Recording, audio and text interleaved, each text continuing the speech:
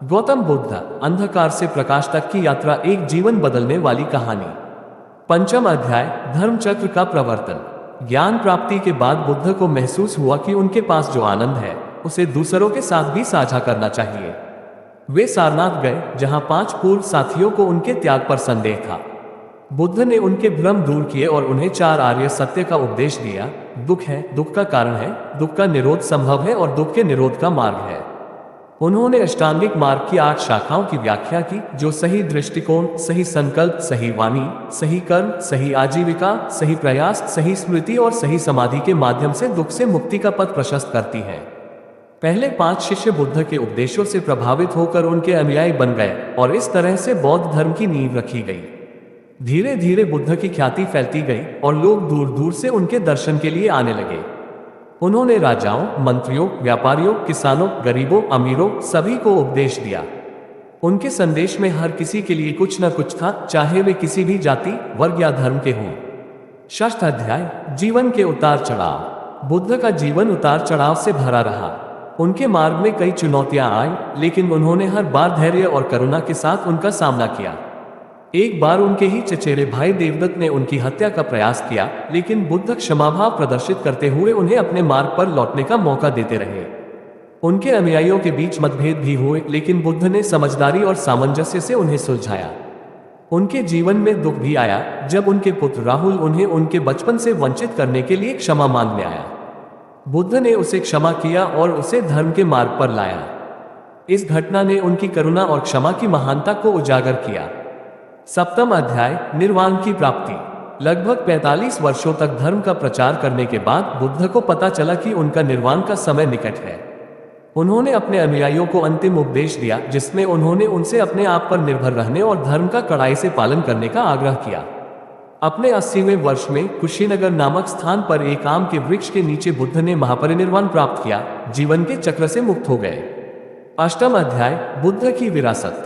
बुद्ध के निर्वाण के बाद उनके अनुयायियों ने उनके उपदेशों को संरक्षित किया और उन्हें दुनिया भर में फैलाया।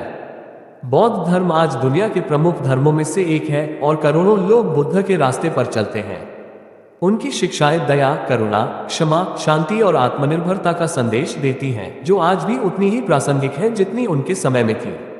गौतम बुद्ध की कहानी जीवन बदलने वाली क्यों है?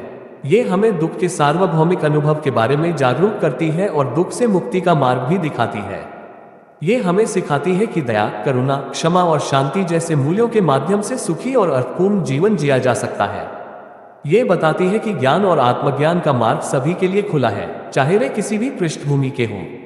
ये हमें दिखाती है कि हमारे विचार और कर्म हमारे।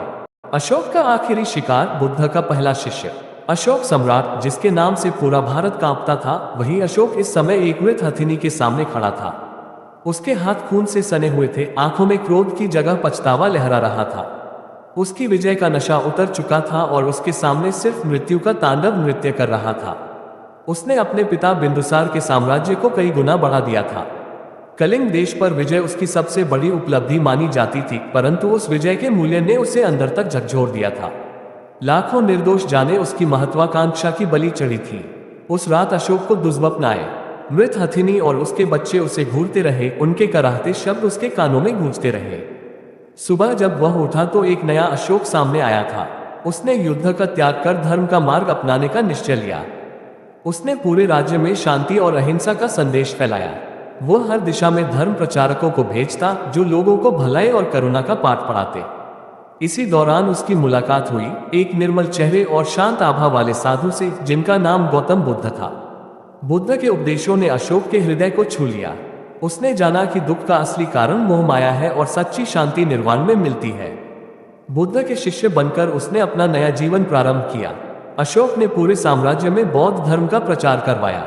उसने स्तूप और गुफाएं बनवाई, जिनमें बौद्ध कला और दर्शन को जीवंत किया गया।